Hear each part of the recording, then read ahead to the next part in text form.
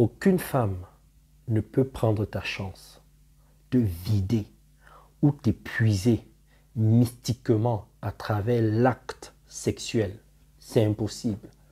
Je le dis parce que beaucoup de gens ont l'habitude de dire ne couche pas avec telle femme parce qu'elle prend ta chance à travers l'acte sexuel. Si tu couches avec elle, elle va prendre ta chance. Ou encore, il y a des gens qui disent vous les femmes là, faites attention quand vous couchez avec plein d'hommes. Tous ces hommes avec qui vous couchez là, vous refourguent leurs énergies négatives. Et ça reste dans votre vagin. Parce que le vagin a une mémoire. Ils appellent ça la mémoire vaginale. J'entends les choses comme ça. Ou encore, il y a des gens qui disent qu'il y a des hommes, quand ils couchent avec toi, ils mettent dans ton vagin une énergie sexuelle qui va faire en sorte que quand d'autres hommes viennent coucher avec toi, tu récupères cette chance. Et quand eux, ils reviennent recoucher avec toi, ils récupèrent ces chances-là. Des choses comme ça. Ça, ce sont vos valeurs, vos façons à vous de voir les choses. C'est ce que vous ramenez de vos religions, de vos coutumes, de vos traditions. Ça n'a rien de spirituel. Vous pouvez appeler ça mystique. Mais quand on creuse, même tout ce qui est mystique, ça n'existe pas. Ce que les hommes n'arrivent pas à expliquer. Et pour faire peur aux gens, les gens parlent de mysticisme. Mais il n'y a rien de mystique. Les choses sont simples. L'énergie sexuelle a été créée par l'univers, par la vie, par la source, par l'énergie, puis l'énergie première, par celui que les religieux appellent Dieu, pour que l'être humain se fasse plaisir physiquement à un niveau très élevé. Et pour que l'humain apprenne ou sache donner du plaisir à un autre humain. Il n'y a pas meilleur plaisir physique que celui-là. Il n'y a pas un plaisir qui est plus intense que celui-là. C'est d'abord ça la fonction de l'énergie sexuelle. Après, c'est accoucher, c'est donner des enfants, etc., etc. Mais ce n'est pas ça l'énergie première. L'énergie première, d'abord, c'est je me fais plaisir physiquement et je fais plaisir à l'autre. Maintenant, il peut arriver que tu te sentes épuisé quand tu fais l'amour avec certaines personnes. Il peut arriver que tu ne te sentes pas épuisé quand tu fais l'amour avec d'autres personnes aussi. Alors, tout ça s'explique physiologiquement et scientifiquement. Alors, il peut arriver que tu ne sois pas bien, que tu ne manges pas bien, parce qu'il y a des aliments qui te puisent physiologiquement et physiquement. Et si ce jour-là, tu vas faire l'amour avec une personne qui est beaucoup plus en forme que toi, c'est normal que pendant l'acte sexuel ou après l'acte sexuel, que tu te sens fatigué plus que l'autre. Une autre raison aussi, on n'est pas constitué de la même façon. Il y a des gens physiologiquement qui ont plus d'endurance que d'autres. Et quand tu fais l'amour, c'est du sport. C'est un acte sexuel, donc tu te dépenses. Et il y a des gens qui sont plus athlétiques que d'autres sur le lit. C'est un sport lithique. Il y a des gens, quand ils font l'amour, soit c'est un combat pour eux, c'est une bagarre pour eux, c'est une performance. Chacun a ses raisons. Et il y a des gens qui font l'amour de façon basique. Il y a d'autres qui aiment faire des positions, qui aiment s'épuiser, qui aiment se donner à fond. Il y en a qui ont une libido beaucoup plus forte que d'autres.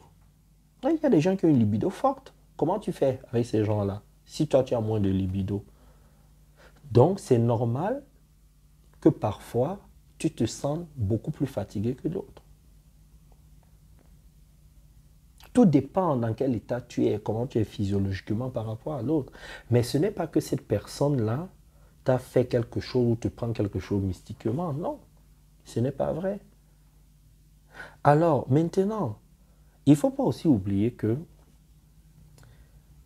toute cette théorie qu'on a l'habitude d'entendre là vient du fait qu'il y a beaucoup de déceptions en amour. Moi, j'ai beaucoup de gens en coaching et j'ai les Européens, les Africains, les Asiatiques, j'ai tout type de public et tout type d'âge.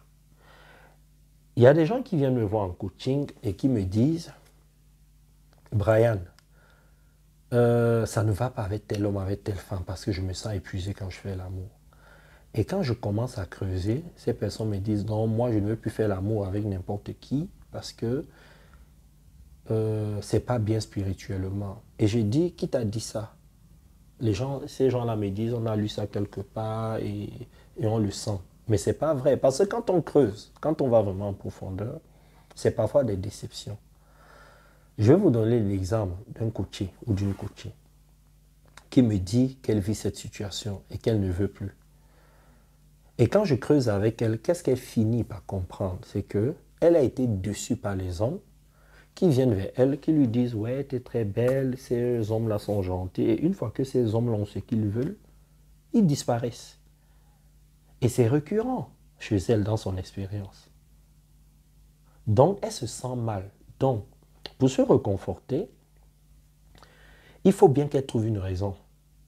Parce qu'elle est en mode de survie. Il s'agit de son bien-être. Alors, qu'est-ce qu'elle fait? Elle se met à trouver des raisons comme ça. Et je lui ai dit non, c'est pas là qu'il faut chercher à comprendre ce qui se passe. Déjà, tu aimes faire le sexe, oui ou non? Elle me dit oui. Je lui dis, est-ce qu'il est arrivé que toi-même, que tu tombes sur un mec qui te plaise et qu'il y ait un combat entre ce qui se passe dans ta tête où tu te dis non, cette fois-ci, il ne faut pas que je cède et physiologiquement, cet homme-là t'attire et tu finis par céder? Elle me dit oui. Je lui dis que donc tu vois, ça n'a rien à voir. Parce que depuis que tu as pris ces décisions-là, parfois, tu résistes et d'autres fois, tu ne respectes pas tes propres principes. Elle me dit oui, voilà. Ça, c'est une raison. J'ai plein de cas comme ça. Bon, il y a aussi d'autres qui sont influencés par leur religion. Bon, ça, on respecte. Où on dit, il ne faut pas coucher avec n'importe qui, le sexe, c'est le diable. D'autres aussi veulent faire peur. D'autres aussi, certains aussi ont peur de se faire tromper. Donc, chacun essaye de trouver des raisons comme ça là pour tenir. Mais moi, le conseil que je vous donne, c'est faites le sexe autant de fois et avec autant de personnes que vous voulez. La seule chose, protégez-vous. Cherchez à vous découvrir. N'abusez pas parce que tout excès nuit. Si tu fais trop de sexe de façon que mécanique, tu ne vas plus, tu vas perdre, le sexe va perdre son utilité. Voilà, c'est ça. D'accord? Protégez-vous seulement. Tout ce que les hommes peuvent faire, c'est vous transmettre des maladies sexuellement transmissibles, les MST. Et c'est physique, c'est pas mystique, c'est physiologique ça. D'accord? Il n'y a pas un truc mystique. Toi, la femme, tant que tu as envie de faire plaisir, si tu es à un stade où tu veux t'amuser, amuse-toi. Il va arriver un moment où tu ne voudras plus t'amuser.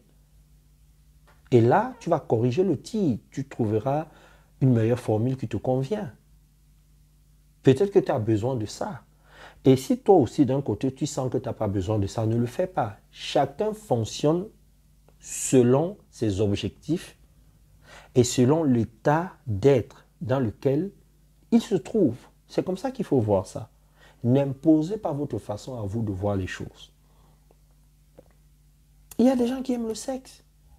Maintenant, n'oubliez pas aussi que il y a une grande différence entre l'éjaculation et l'orgasme. Parce que parfois, tu fais l'amour. Ça, c'est de deux côtés, mais c'est plus chez les hommes. Parfois, tu fais l'amour avec une femme. Toi, tu éjacules. Après, tu es beaucoup plus fatigué. Tu es beaucoup plus épuisé. Parce que tu es arrivé à la fin. C'est l'émission du sperme. Toi, tu es arrivé à la fin. Mais la femme, elle a pris son orgasme, c'est-à-dire elle a pris du plaisir et tout ça, mais elle n'a pas éjaculé. Et toi, tu vas te sentir épuisé et elle va vouloir continuer. Parce qu'il y a des femmes, elles ne s'arrêtent pas seulement au niveau de l'orgasme, elles veulent aussi éjaculer. Et si elle met du temps à éjaculer, comment tu fais? Elle va être beaucoup plus performante, elle va peut-être te demander un peu plus. Et toi, tu vas vouloir donner parce que tu as ta fierté d'homme et tout ça là. Et ça peut t'épuiser beaucoup plus. Mais ça ne veut pas dire qu'elle fait quelque chose de mystique. Tu peux te sentir épuisé pour ça à la longue. Maintenant aussi, il y a des hommes qui aiment la performance. Il y a des gens qui aiment la performance. Tu couches avec une femme, tu veux montrer que tu es puissant, tu ne veux pas jouir tout de suite, ou quand tu jouis, tu es tellement excité, l'autre te plaît tellement que tu veux repartir tout de suite. Et il y a tous les cas possibles qui peuvent expliquer pourquoi tu peux être épuisé, tu peux te sentir vidé pendant l'acte sexuel. Mais cela ne veut pas dire que c'est mystique ou que l'autre prend ta chance. Maintenant, si tu as couché avec une personne et que quelque temps après, tu te rends compte que ça ne fonctionne plus bien dans ta vie, tes affaires ne fonctionnent plus, tu as moins de chance, ce n'est pas à cause de l'acte sexuel. Soit tu n'as pas bien fait les choses, donc il faut que tu te formes, ou encore au niveau comportemental, il y a des choses qui ne vont pas. Mais ça n'a rien à voir avec l'énergie sexuelle. Ok? Parce que j'entends de tout. Il y a des gens qui disent le vagin de la femme, ça conserve, la femme est conservatrice et l'homme, j'entends parfois, l'homme est distributeur de choses comme ça, d'énergie. Non! Non, tout ça, ce sont des concepts. Les gens mettent des mots chics dedans et ça vous paraît logique, ça a du sens pour vous, mais ça ne veut pas dire que c'est ce qui se passe. Tout ce qui est physique reste dans le physique. La vie, c'est l'ordre. La vie, c'est l'ordre. D'accord? L'énergie sexuelle, je vous ai dit à quoi ça sert et ses fonctions. Il n'y a rien qu'on puisse faire mystiquement. La seule chose que les gens peuvent faire, c'est vous transmettre des MST, ça s'arrête là. Faites l'amour, faites-vous plaisir autant que vous pouvez. C'est ça le plus important. Découvrez le plaisir. Ne faites pas ça simplement mécaniquement. Il y a quelque chose d'exceptionnel, d'extraordinaire quand tu fais l'amour d'une certaine façon. Et ne cherchez pas à jouir pour jouir. Enfin, ne cherchez pas à éjaculer pour éjaculer. Il y a le tantrisme. Il y a plusieurs façons de faire l'amour. D'accord? Il y a les préliminaires. Il y a plein de choses que vous pouvez faire. Et en faisant ça, vous allez découvrir. Et en faisant aussi l'amour avec une personne qu'on désire. Une personne qu'on a envie de manger physiquement. Ça procure une autre sensation dans le corps. Donc, ça va aller réveiller des cellules. Ça va vous amener à un autre niveau. Ce qui fait que vous allez vivre l'acte sexuel différemment. Il y a beaucoup de choses qui peuvent expliquer pourquoi on est épuisé, mais il y a aussi beaucoup de choses qui peuvent vous permettre de vivre l'énergie sexuelle à un niveau très élevé. Parce qu'il y a beaucoup de plaisir dedans que les gens n'arrivent pas encore à atteindre. Mais il n'y a rien de mystique. Donc, amuse-toi, je continue à le dire. Prends du plaisir et fais attention à ce que tu entends dans ta religion, dans ta coutume, dans la tradition. Écoute ton corps. Écoute tes envies. Ne crée pas des pulsions, des frustrations dans ton corps. Dieu, si tu es religieux, a créé ça. L'univers, la vie, la source, l'énergie pure a créé ça pour que tu te fasses plaisir. C'est ça que je te recommande de faire. N'écoute pas toujours ce que ta religion, ta tradition l'a dit, tes coutumes, non. Parce que si tu ne fais pas ça, tu vas avoir des déviances. Tu vas commencer à être frustré, tu vas aller violer un jour, tu vas avoir des pratiques bizarres et tu ne comprendras pas d'où ça vient. À bon entendeur, salut.